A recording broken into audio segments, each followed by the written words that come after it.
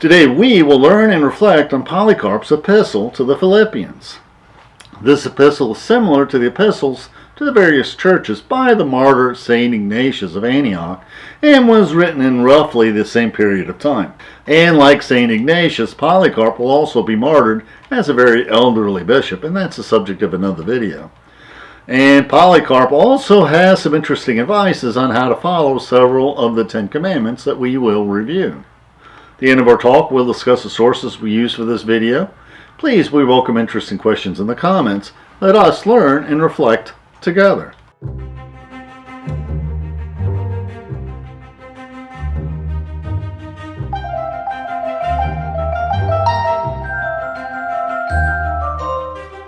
We know more about Polycarp than most second-generation church fathers.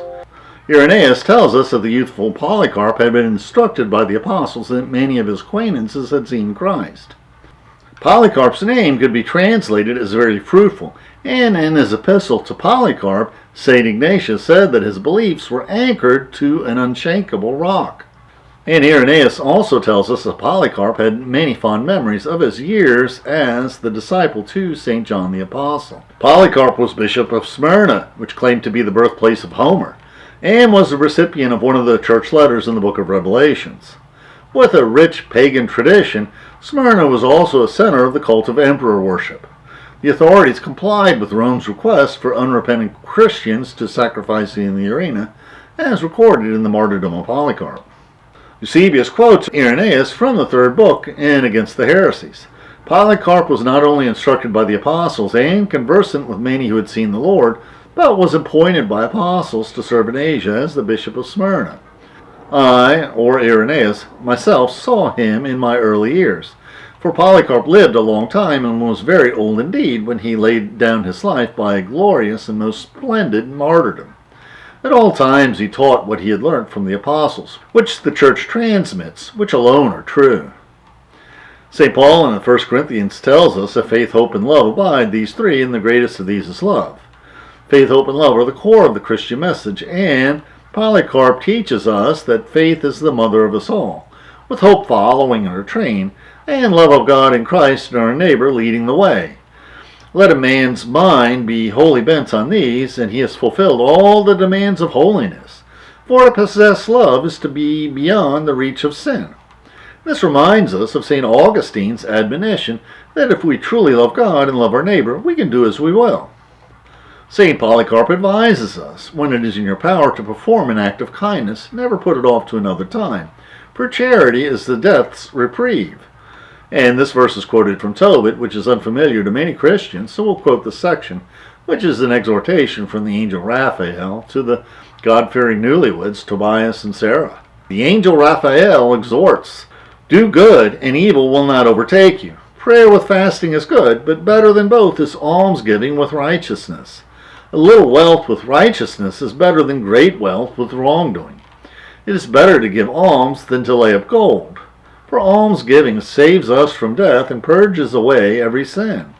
Those who give alms will enjoy a full life, but those who commit sin and do wrong are their own worst enemies." Endurance in the faith is a theme for Polycarp. Polycarp teaches us, Jesus Christ steadfastly endured all things for our sakes, that we may have life in him. Let us imitate that patient endurance of his, and if we do have to suffer for his name's sake, let us give glory to him.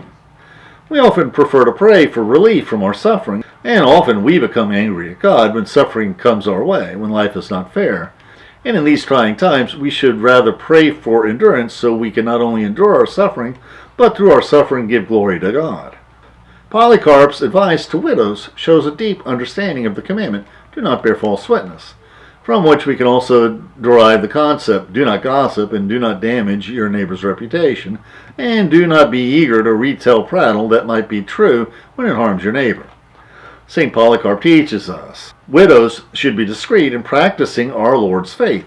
They should constantly intercede for everyone, and be careful to avoid any tale-bearing, spiteful tittle-tattle, false allegations, and over-eagerness for money, or misconduct of any description. Now, gossip damages your reputation, and when you talk about others not in the room, when does this talk cross over to gossip? Those who live godly lives praise their neighbor. It is always good to build up your neighbor's reputation. But when news about your neighbor is not so good, what do? It is best when you don't have anything good to say about someone not to say anything at all. When you confer with others to plan how you can improve the situation of your neighbor, when you talk about their faults out of love so that you can possibly influence them to improve, that possibly can be okay. It is better to be discreet than to tell the truth to hurt your neighbor. That violates the commandment. This hatefulness will not pass muster. St. Polycarp teaches us, let us have a real ardor for goodness, taking every care to avoid giving offense. And there's a footnote for this passage that says we should keep ourselves from wrongdoing, overreaching, penny-pinching, tale-telling, and prevaricating. And the translator says that in Greek, the word for overreaching can also mean committing adultery.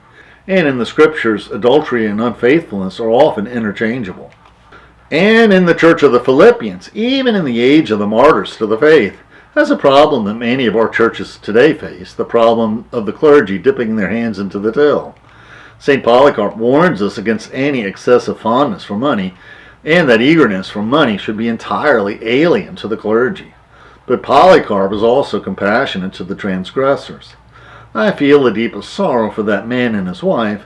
May the Lord grant them real repentance. You must not be over-severe with them, for they are not your enemies. You must restore them, like parts of your own person that are ailing, so your whole body can be healthy. Do this, and you will be promoting your own spiritual welfare at the same time. And people tend to be very defensive against thieves, regarding them in the same category as murderers and rapists. Although robbing you of your possessions is not as great a calamity as robbing you of your life or dignity or chastity.